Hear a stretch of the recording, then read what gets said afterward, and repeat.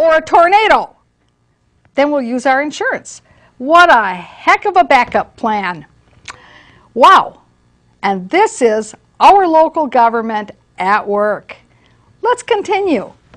I'd expressed some concern to Mr. Antonin. I think I've talked to a couple of the other council members along the way about the fact that we, just using the example at the community center where we have a lot of... Oh my gosh! What did I hear? Mr. Rossbach said, I have talked to a couple of other council members about this issue. Folks, what does this mean? This is a very dangerous statement, but it tells us a lot about how our government is operating at the City of Maplewood. We have reported here, and also I believe the Citizens Reporter has reported, that the City of Maplewood, the Maplewood City Council, in the course of about 45 days or so, June and July of 2010, violated the open meeting law in at least 3 documented instances that are on camera, that we have film footage of. Now we hear Mayor Rossbach saying that he has talked to a couple of other council members about a particular issue.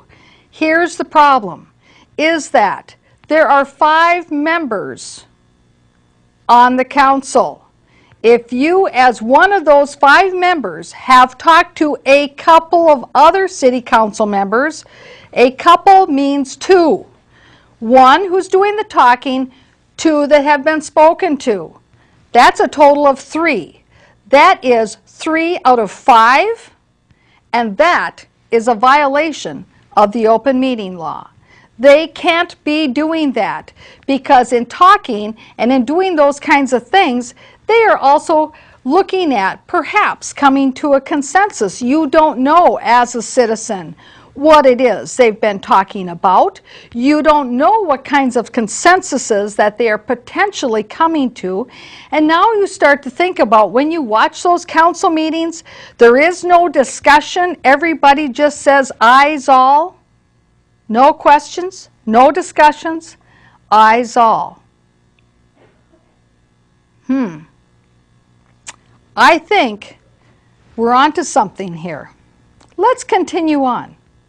Really capital improvement type of things that need to be taken care of, and as Mr. Antonin just said, we're not currently in a position to be able to do that from the general fund.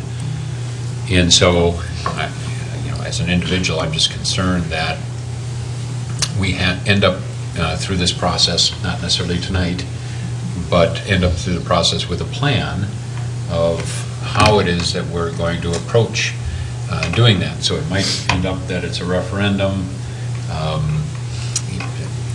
There are other options that could end up, but we have a plan, and it could be that next year we need to make a new plan.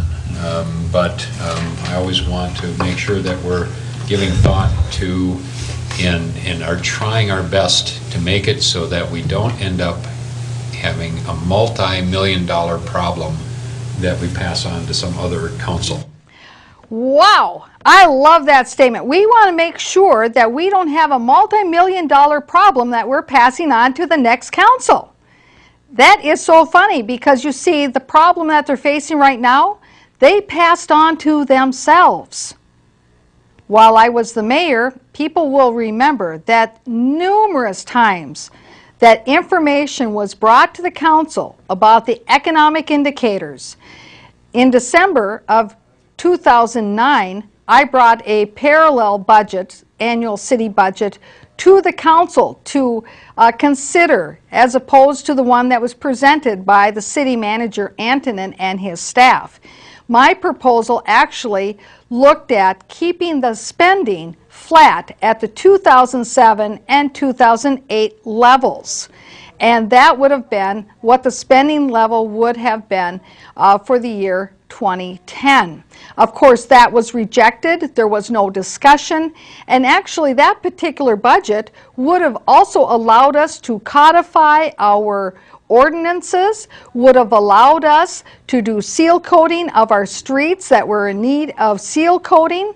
It would also include the fireworks that the council decided that they couldn't have the 4th of July, but they can have for their Taste of Maplewood in August. And so here we have Mr. Rossbach concerned and worried about debts that are going to be passed on to a future council. Well, I think that this, of course, is just talking about exactly what he has done himself. And of course, anybody can look at the vote and look at the past record to see exactly who it is that has voted for all of the big increases over the last couple of years. And of course, it is the guy who is now suddenly worried. Oh boy, oh boy. Okay, let's go to the next clip. I've expressed that concern, and we'll try to deal with that. Mr. Antonin? Just a quick question, or response to John's original question.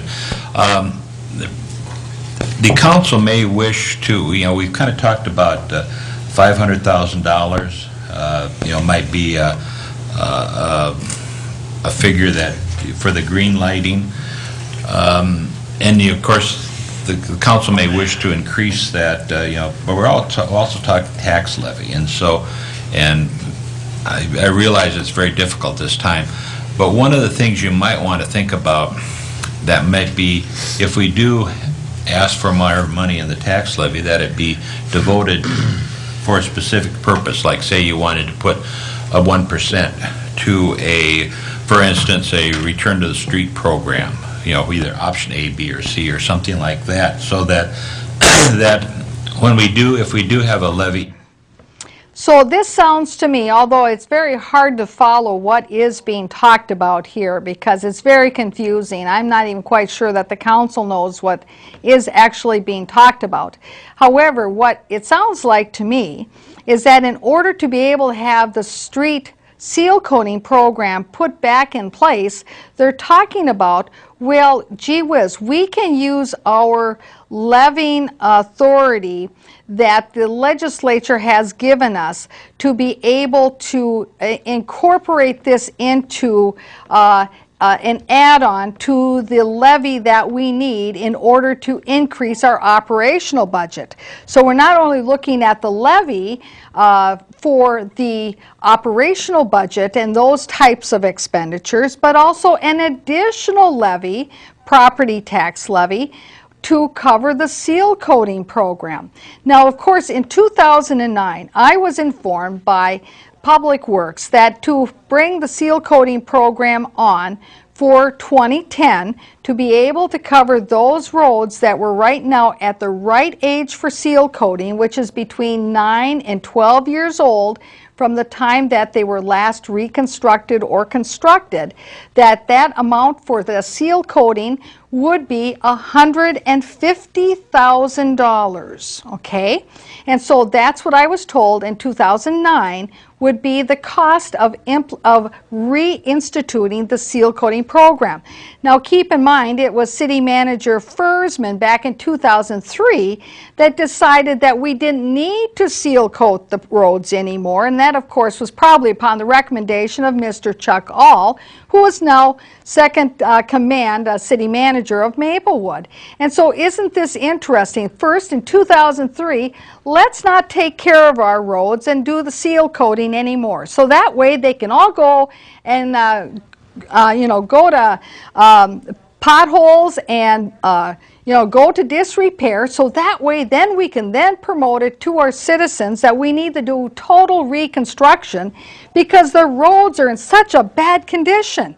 And of course, when we get to do those total road reconstruction programs, well then that way we can really build up our public works department because, well, this is a way to keep people employed in City Hall.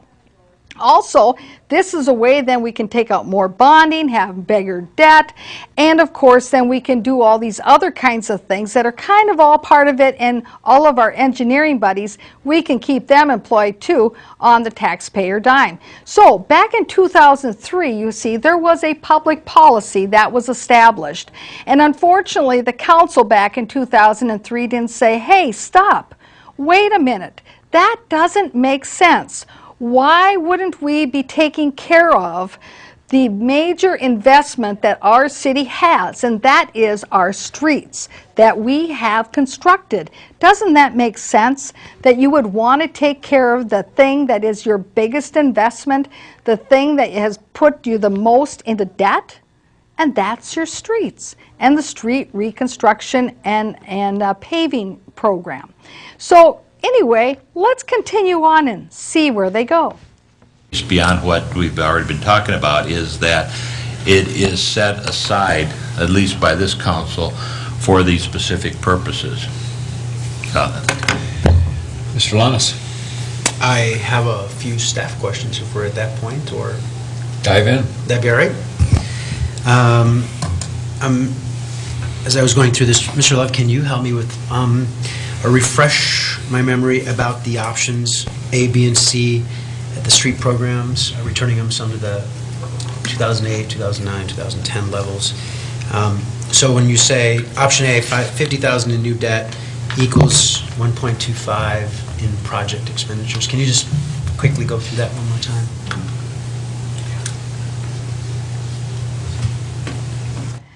I'm not sure. Maybe it was the workshop or the council meeting he missed that they talked about that. I'll have to look. But anyway, but it is a good question. So let's go through those options, because as you can see, it kind of looks like that they just handed them some papers and said, here, read it. We're not really going to discuss the options so that the public knows what the options are. Because you see, there's a change of philosophy I see up at City Hall in Maplewood these days, is that we're all about efficiency and just getting the work done. We're not about letting the citizens know what's going on so that they can be informed. And so very often at the council meetings and the workshops, you don't hear in-depth reports being given anymore, so that the citizens and the public who are watching on TV know what's actually being talked about. It's all just assumed that the council members have read their packets, that they understand it, and they're just going to act on it. And so here's a great example.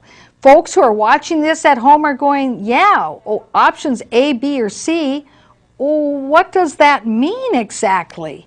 Well, let's hear some of the explanation.